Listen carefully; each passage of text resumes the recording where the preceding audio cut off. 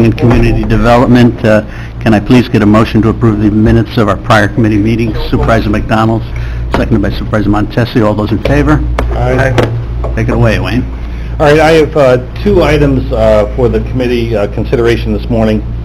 We've been contacted by Adirondack Municipal Transportation Council. There's a copy of the email in here about some shared services.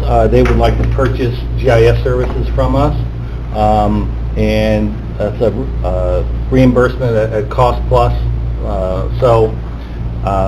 It works for us because it gives us access to all their database, and which we generally provide anyway, but now they're willing to pay for it. So I talked with the county attorney. He says the resolution is required. He's already drafting an agreement based on the materials Aaron sent.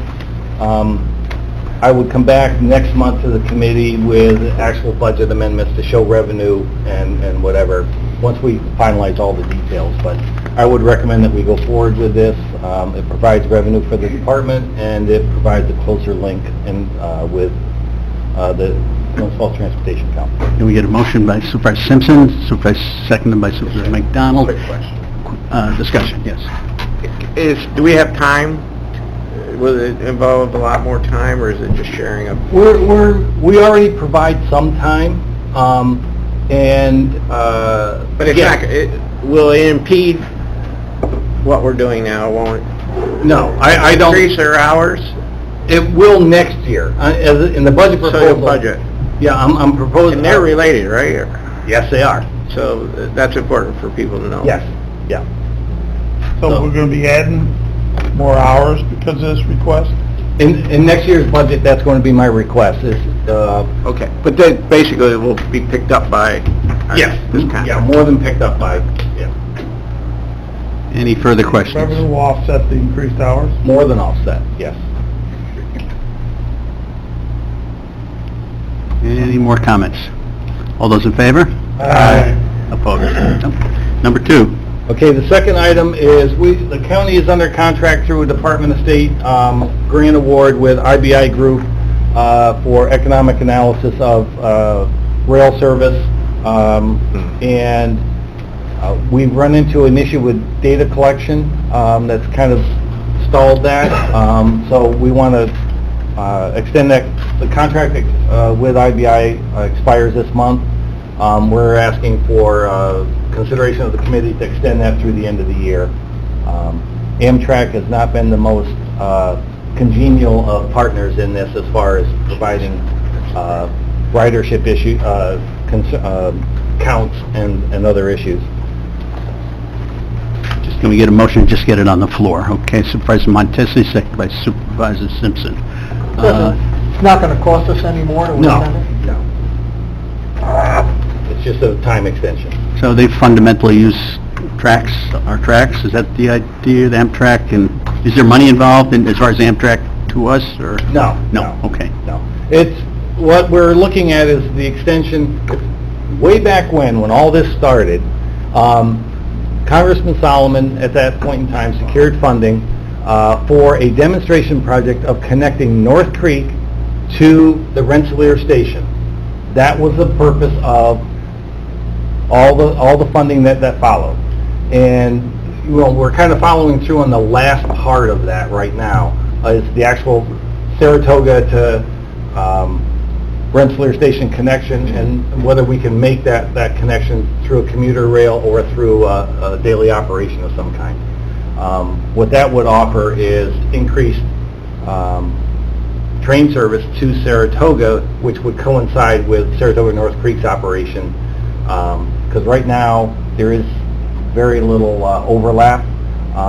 The Amtrak train gets into Saratoga Station at about 10 o'clock. Saratoga North Creek leaves at 10:15, 10:30.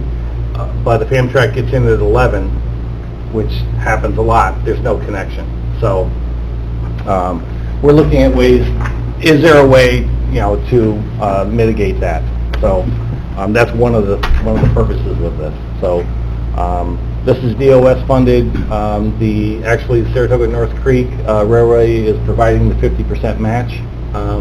So it's really at no cost to the county. Great. Any further discussion?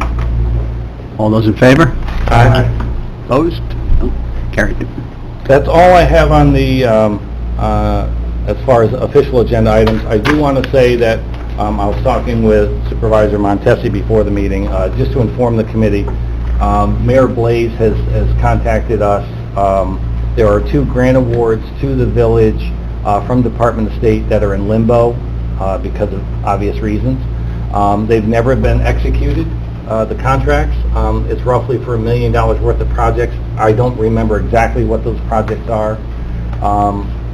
We are in discussions with the mayor and with Department of State about the potential of doing the administration on those because they're basically for the lake, and I think there's a county interest in the lake.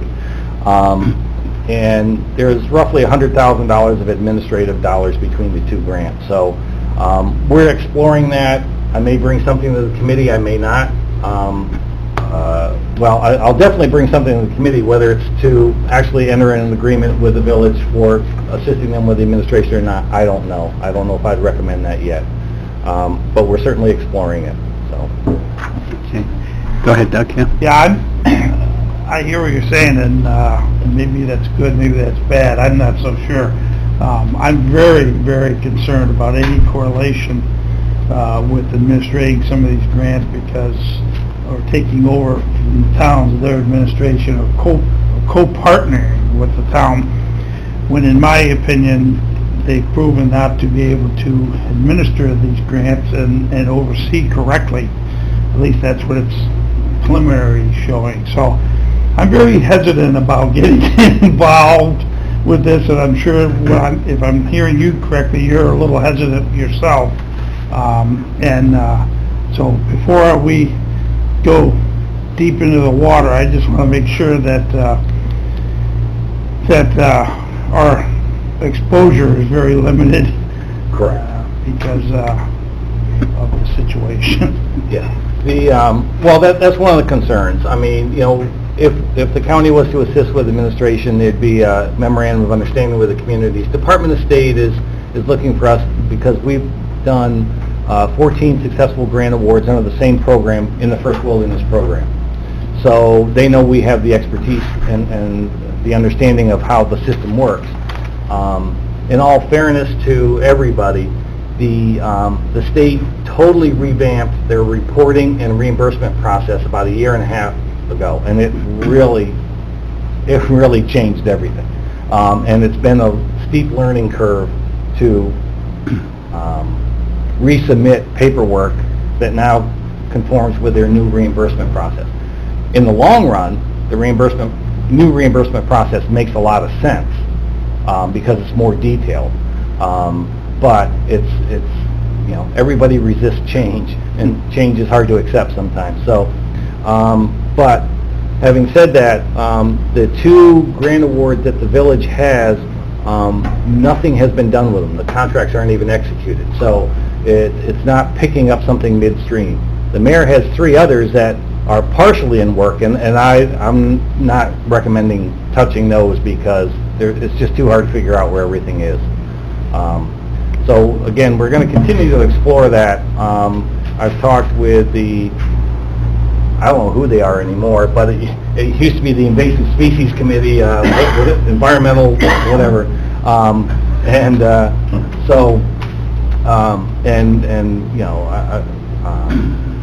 They seem to be in favor of at least exploring the option. Supervisor Montesi. Will you be working on these 2 grants with Dave Decker and the other fellow from the Lake George? It would be with Walt Lender and with Dave Wick.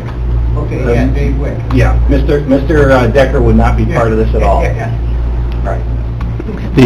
Go I ahead. thought I'd just throw that in. Go ahead, Matt, or Yeah, Doug, whatever. I mean, new grants makes some sense.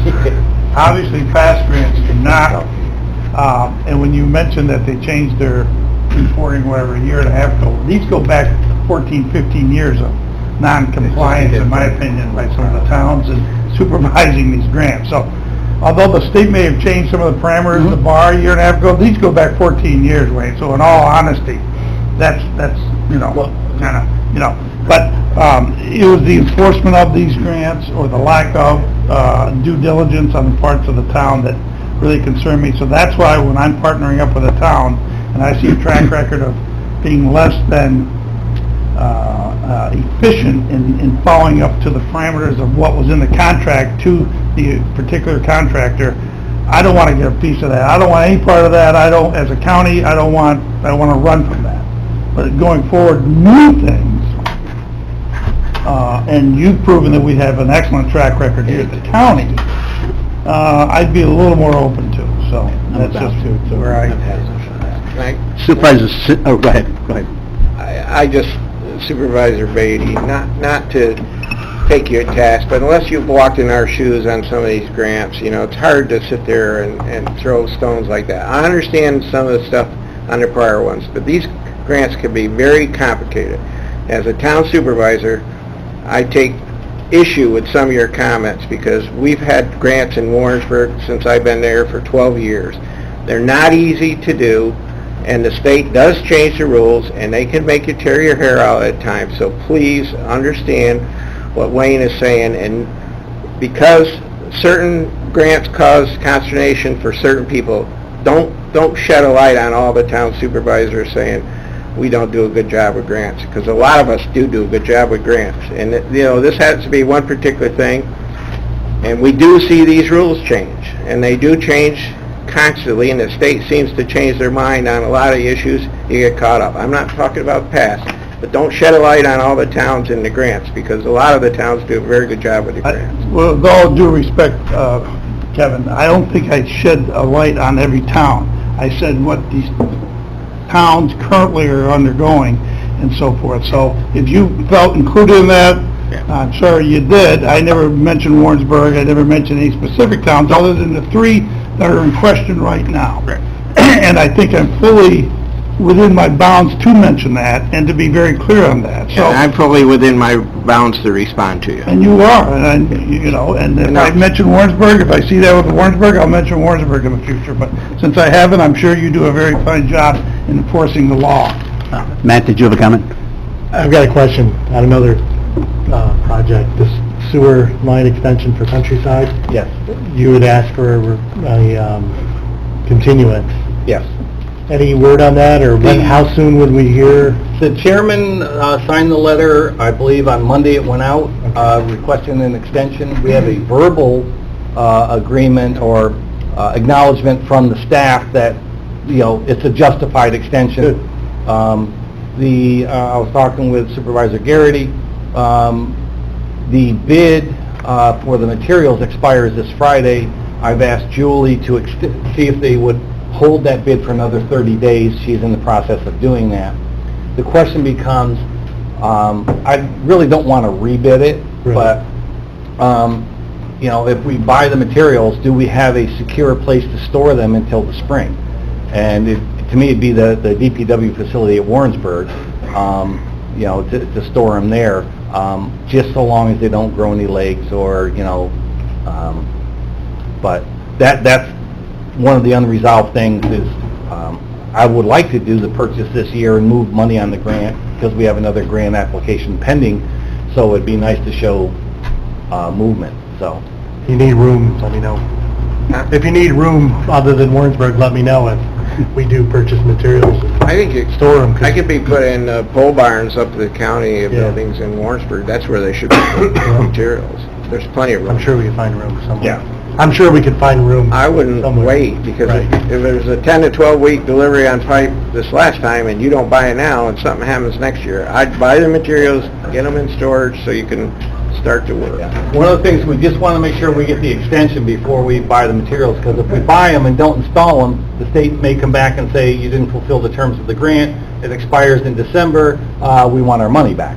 So, before we commit the county to $250,000 expenditure that may be subject to concern by the grantor agency, we just want to make sure we have that extension. Thank you. Just maybe help me with one quick comment that I'm about to make, Wayne. Am I interpreting the grant-type process going forward? Do you think the state of New York and the people that are really concerned about the environmental integrity of Lake George are looking for a long-term, reliable mechanism to handle the administrative enforcement and putting together of grant dollars, looking forward for the next 20, 30, 40 years, that somehow we put in place a definable, reliable, quality assurance that the administration of these grants are indeed going to be handled precisely. Am I reading that wrong? No, and I think that's why we were contacted, our office was contacted in December, I think it was, by Department of State, asking us if we would consider taking over a lot of the Lake George programs. I didn't know where that question was coming from at the time, but, and now I think in hindsight we do.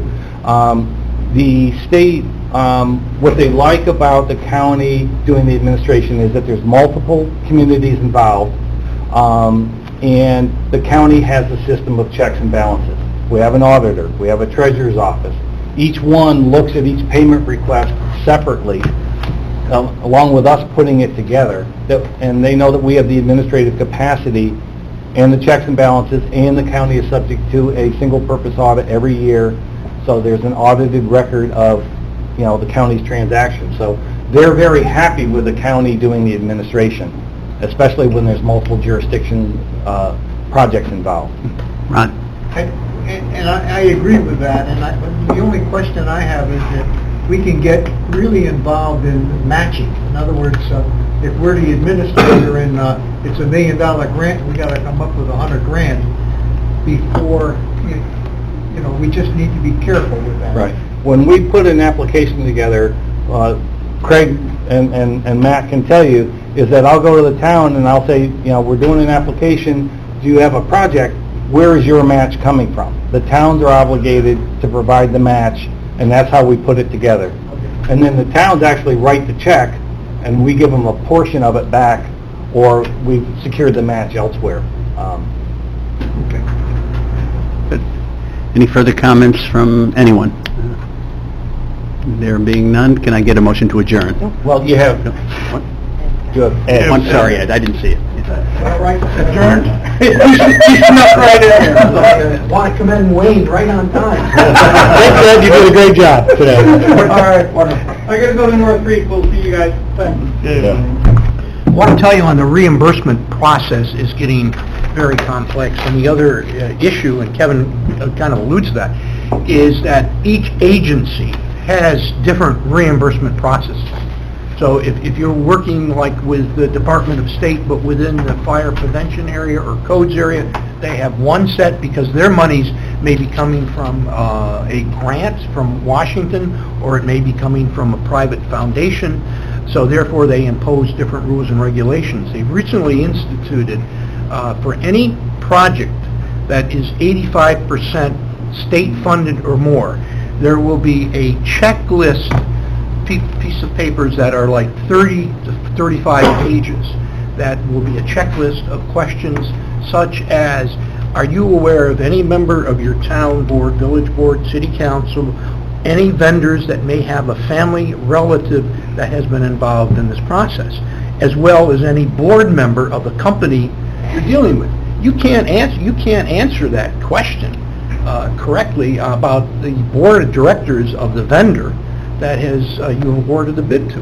So it really then requires us to go to council and say, what do we need to do to send a letter out to the vendor to have the board of directors say they're okay with it? I mean, it all came about because of the recent activities in Albany with Nanotech and the indictments there and out in Buffalo that this has now occurred. But it is creating very difficult situations for communities, and particularly if the county can assist these towns where necessary from the beginning. I think that's a good way to go. I think it would be helpful because you just don't have the expertise in every one of the towns to be able to handle these things. I know Kevin does a lot with the fire department up there, or with FEMA, and that just takes a tremendous amount of time. So it really just a lot of paperwork. On the other hand, that's good for French paper and international paper, so. That's the upside. Do that there. So, let me start here. I know we got a busy schedule for everybody. 2 years ago. Timer? No. No, the timer's right up there with your, the chair to do this. So, once again, good morning, and I just wanted to highlight some of our activities that we've undertaken during the past month and look forward for the next month of activities in our area. And the first item is positive news that the RFP has now been issued for the Exit to 20 Route 9 corridor study. This was a collaborative effort through the effort of the Warren County Department of Public Works that sat in on drafting along with Rob Cherry from the New York State Department of Taxation, Queensbury, and EDC. The grant again is $100,000. $50,000 is coming from National Grid, $25,000 from the town of Queensbury, and $25,000 from the county of Warren. And again, this takes in about a 2.5 mile area from Route 9 and 149 right up here, all the way down beyond Gamble's, where you can find Doug Beatty at most hours of the day in that particular area, and further down on the right-hand side on Route 9. So it encompasses the retail area up here, which is very important, as well as there's about acreage right outside here that Warren County owns that will be looked at for traffic impact in the future, as well as down by the RV campgrounds, and behind there's significant property, about 30 acres, that is behind the RV campgrounds, as well as the other recreational facilities there, including Davidson's, that abuts the Northway. So it will be an examination of future impacts in the area and what can be done to alleviate some of the traffic congestion in the area. We've seen that picture before. Again, from a economic development point of view, people in that line are not thinking very positively about stopping off at one of the retail stores at that time. But beyond that, there is also a safety issue involved. We receive probably 2 to 3 complaints from the public safety annually in emergency squads that at times are unable to get through those particular areas. So there's a number of needs. The other thing is that the last recommendations, we really weren't, none of the activities were really implemented back in 2009, but they were very, very general in some areas. In some other areas, they really didn't tie into more pedestrian safety and walking across, as well as having opportunities for a bus stop, transit areas for people to come up and ride, whether from all the way from Bolton, all the way down to Warrensburg to Lake George and down to the spot, or up from Glens Falls in the area. And again, you can see the massive amount of potential in parking. One of the things that has slowed down the rate of cars in that particular retail area is that we know retail is down in our region and in the country because of the online shopping activities that will go. Also, that will be involved with this is reviewing with the town of Queensbury the agreement that Queensbury has with the Great Escape as it pertains to certain levels of attendance that is hit in agreement between the town and Great Escape. Certain requirements are supposed to be undertaken by the Great Escape in that area. So we'll be looking at that particular issue as well. Secondly, as Wayne talked about as well, we worked with a number of municipalities as well as with the private sector in working on some CFAs. One of the CFAs, consolidated funding, that we submitted a couple of weeks ago, is to look at an economic development strategy for the areas of essentially of the South Queensbury expanded area and the east area of the city of Glens Falls. The uniqueness of those areas is there are 2 brownfield area opportunities, the Ciba-Geigy site area as well as the east side of Warren Street in that particular area has also been designated a brownfield area. So rather than having two separate studies going on, one in Queensbury, one in Glens Falls, there's a commonality to undertake a joint study between the communities, between the businesses in that particular area, so that we are seeking a modest grant of $25,000-$30,000 to the state of New York that would be matched by EDC for that study in the communities. Another project that we are involved with is the further development of Pines Island in terms of its recreational use. This would be year 3. The city's a little bit behind Bolton, which is on year 5 of their Department of State funding for particular areas as well. And mentioning Bolton, that they're in phase 5, and this is at Rogers Park, that they're undergoing some request for further financing and funding, and that's the LA Group rendering of the new center right there that can be utilized, a little bit different concept than the current one that's on that location in the area. Also, there are a number of environmental grants through the Lake George area that Wayne had undertaken, and we had provided some letters of support on behalf of the communities, as well as the First Wilderness, which is a major success. Warren County is probably the most successful sponsor in undertaking the First Wilderness Trail, I think, in the entire system, county, and Wayne have done a terrific job, and prior to that, Pat Tadish also was of help in that particular area, and there's a shot. It encompasses a great portion of the North Country. So these were some of the public engagements that we did undertake in this, particular last area that I just wanted to briefly highlight. With our monthly board meetings, we undertook the CFA process, the EPA job training. I went in Washington, D.C., actually Alexandria, for 2 days on our job training for our county that will be getting underway in late September. I'll have more about it in a minute.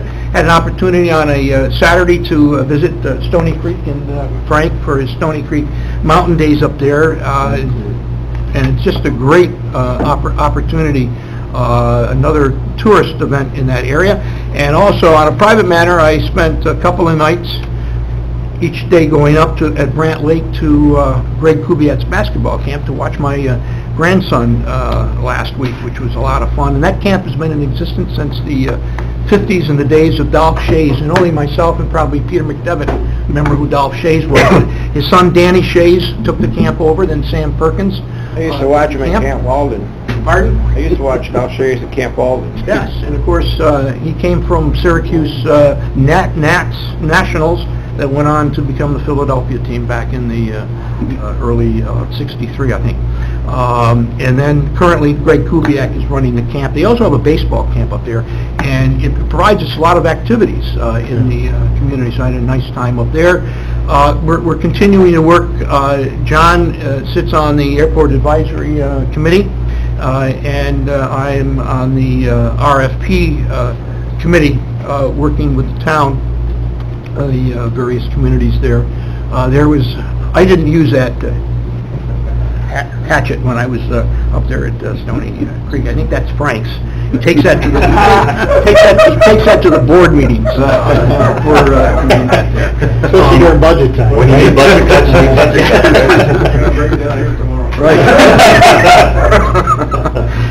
Also, upcoming events, there our continued effort. Obviously, we're going to be working with the various entities on budget.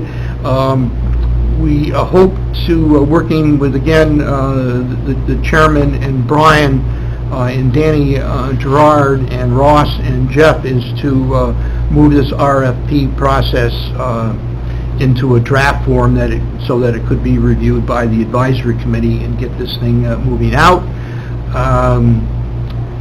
The Regional HUD Conference, I'll be attending in October and speaking out in Syracuse. as well as the Housing Coalition on energy-related rehabilitation going on. And as I said, we've outlined that, and I've been invited to speak over in Stony Creek in October at the Warren County Warren County Council of Chambers. Also, this would be interesting, and I passed this on to Joanne, the new New York Tourism Executive Director that replaced Gavin Landry will be speaking in Glens Falls at the Lakes to Locks Crandall Library on October 25th and outline his vision for tourism going forward. So it's important that we maintain, and obviously Betty Little, while she's no longer chair, is very active on that committee, and that's important. And then we also will be having our planning and zoning forum in October that John has been working on. So that's Lakes to Locks, which is a regional organization that serves upstate New York through the capital region. That again, there's a very informative website that they have put together with a lot of facts and figures and history of the area. And the planning and zoning we put together, John puts together with an advisory committee, a great group, and also for supervisors, and we'll get information out to the supervisors. The attendance of that can be used as part of your continuing education for your planning and zoning board members. This is really geared more for the North Country. A lot of emphasis is on the Adirondack Park Agency, so we have members from Glens Falls that come up, but generally Queensbury, that's involved with the lake, and they are well represented by the North Country, including Essex County and Hamilton County, and we've had some from Clinton County come down for the area. We are pleased to announce that October 1 is going to be our official kickoff for this new loan fund of $500,000, which can be used for capital improvements, gap financing for acquisition, but it cannot be used for working capital. We have other funds in order to do this, so we'll be undertaking some promotional activities to alert people to that, and we're kind of looking in the range of $25,000 to $30,000 for the local loan for that particular program. So I mentioned the job training program will be kicking off. There will be 3 sessions of about 25 to 30 individuals. These individuals must be unemployed or underemployed. They go through screening and questionnaires with the Department of Labor, as well as through our training program as well. The curriculum includes about 9 certificates, including the HAZWOPER program, which is a 40-hour, 10-hour OSHA course, confinement space, as well as other programs. Those certificates are valued about $15,000 that either an employer would have to pay or the individual if you wanted to get certified. The other thing is attendance is mandatory at all. There's, as I said, about 7 to 8 weeks. They have to attend all the sessions. They have 1 excused absence. Other than that, if they fail, they're out of the program. Also, we have random drug testing during the course of the program, so that when we submit these out to employers in the area, they can be assured that these individuals have passed, meaning they've been in attendance, perfect attendance, and secondly, they passed any random drug test in the area. So our first group of 2 years ago, we had about 83 to 84. We started with about 94 to 95, and we had dropouts for a couple of reasons, and a few failed the drug test, and there is no retesting. We do retest if they claim that there's something faulty, but other than that, there's no retest. They're out of the program. It has to be that stern because the employers are looking for people that have passed those kind of tests. We will be reaching out again to Veterans Office here in Warren County and Washington County and Essex County, but we have found, as in the past, the first group of people that is generally considered to be hired is a veteran, is a returning veteran because of their discipline, because of their education and background. So therefore, If a veteran is disabled or has other issues, that becomes more of an issue, and we certainly, I think we had one veteran in our last group. But other than that, unlike some areas of the country, we have very low unemployment among our returning, veterans that are able to work, which is a great indication of the background that they've received in their training, and they worked out very well. What is now beginning to happen on a positive note is, besides the veterans returning, I met this past week with 2 different veterans who are looking to develop their own businesses. And so this is a new trend. There are some new programs from the federal government. One individual was hooked up with Texas A&M through a bootstrap program, and they take about 75 to 100 people per semester, fly them out anywhere in the country to Texas A&M. They spend a week there. They bring in experts from the business community. They do a business plan, and they're going. One individual is going back this next week to all expense paid by Texas A&M and Foundation money. So that we're looking at that model to see how New York State can get more involved in that for our vet. We shouldn't necessarily have to have somebody travel all the way out to Texas A&M. In order for that to be done. But bankers, presidents, vice presidents of banks, presidents of businesses, major corporations spent the week, a real commitment by the business community out there. So I think there's a good possibility we're going to have 2 veteran-owned businesses, prop up in our area, and also they'd be looking for some modest funds from our LDC as well. And again, those are kind of the highlights of our loan program that starts October 1. It's a partnership with our friend Walter at Lake Champlain, Lake George Regional Planning Board. Again, use for equipment and capital improvements or GAP financing, participation with local banks. And again, we received half of the money from New York State Department of State, Empire State Development, and also from 5 area banks. And Jen will be working on that program, similar to our program there. Another program, again, it doesn't get a lot of publicity, but it's called the Main Street Program, that is put together by National Grid. It doesn't have to be downtown Glens Falls. It can be any community in Warren County that has the semblance of a Main Street. Thinking in Craig has a downtown area, not only in Chester but also in Pottersville, is a great example of where there is vacant buildings. The buildings here have to be essentially vacant for a period of 3 years.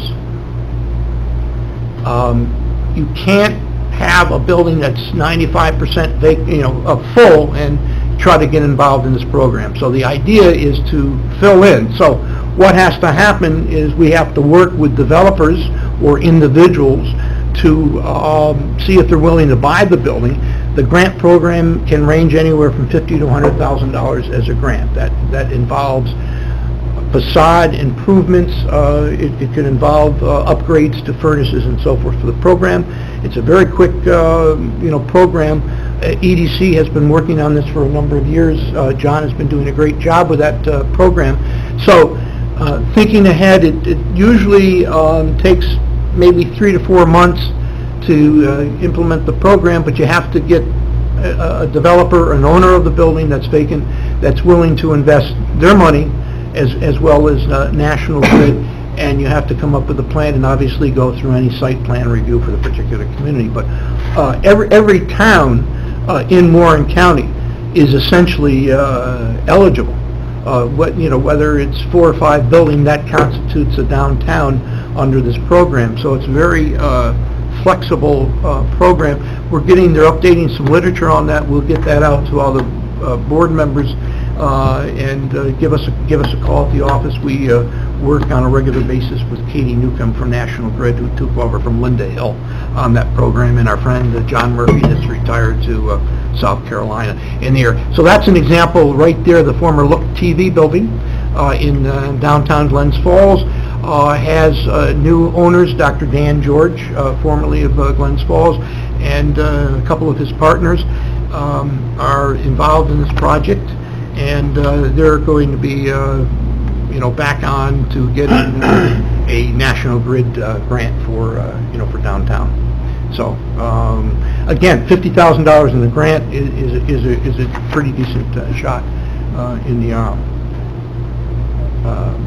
I took the revolving fund, and that's it. Yes, Ron? The very first shot that you did, the map, Yeah. there was an area on, I guess, on the left-hand side of that map that I just wondered what that was. See the... Which one, the bottom one? It's kind of an L-shaped looking... At the top, Ron? Yeah. Well, that's over by Westmount. That's the land that's owned by the county.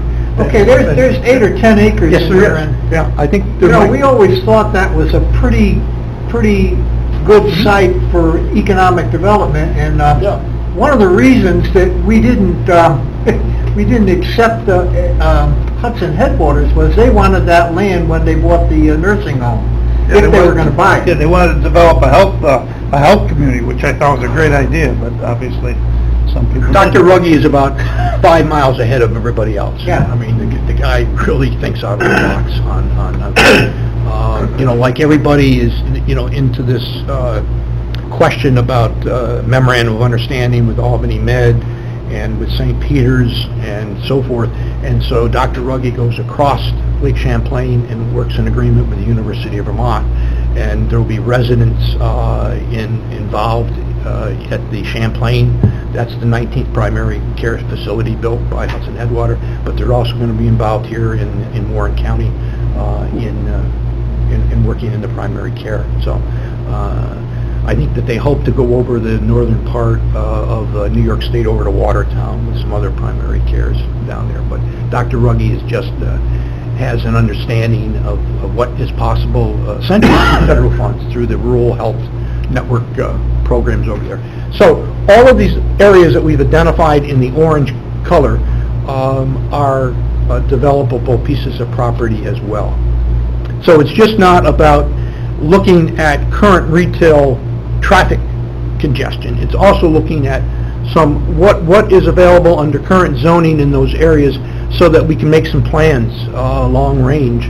And so this study is about a 10-month study, and when it's concluded, part of that study will involve recommendations as well as funding sources. And as we mentioned periodically on this program, any kind of project is going to require a blending and balancing of funds, not only from the municipal side, at the local level, at the state level, federal level, but also some of the major property owners are going to have to be sat down with and discussed for their involvement. So it's going to be very important to arrive at a consensus among 3 of the major property owners up in the retail area here, and we have our task at hand with that, because there not is quite an agreement on what the outcome will be, but they're all bright business folks, and we ought to be able to come up with some solutions that will be effective. We know that this is really the anchor of your sales tax in Warren County in this area, and we have to make sure that people aren't bypassing that because of the traffic, as well as the locals. If you do a survey among local residents during certain times of the year, they may not go up there and shop because of the issue with the traffic. And certainly if you're coming back from Washington County or New England on a weekend, you should be shot if you think you're going to get all the way through to Route 9 and come down and get onto the Northway, right, John? You got to cut over by Bay or Ridge. So we've got it. We have to do something with that area in order to get done. Fred Austin many years ago had proposed actually another exit right there that would go over and tie into 149. Obviously the cost, and then you have the issue of your local businesses, people saying you're bypassing our whole your downtown retail area up here. But somehow there has to be an elimination. They had that problem up in Old Orchard Beach many years ago, and they solve that by putting in a separate standalone exit right into the old Orchard Beach area that removed the congestion up there, similar to what they did with a direct exit into Crossgate in Gilderland several years ago by putting that in there. So I think, again, we're not going to spend all of this study on this issue looking at that particular exit. That really is going to be a separate study. What we're looking at is some very easy fixes as well as some long-term fixes in this particular area that may include a roundabout and some other things, and maybe not have as many curb cuts in and out of that area because of the fact it's very hard for pedestrians to cross in those particular areas. You've got traffic coming out in front of you and behind you and on the other side. Craig? Thank you, Mr. Chairman. That RFP is issued, you're expecting to make a decision in the next... October. We're going to, this project will get off the ground in late October, early November. About 10 months, yes. In order for that to happen. We wanted to have a little bit shorter, but we want to stretch it out, and we want to have updated traffic data through the course of the busy time of the year of next spring and summer. We don't want to make projections. We want to see what the actual data is going to be, so that stretched that out a little bit more. Good. Any further comments? Okay. Is it okay to adjourn? Yeah. Thank you. Thank you. Can we get a motion? Matt, and seconded by Supervisor McDonald. All those in favor? Aye. Ron, are you on the LD?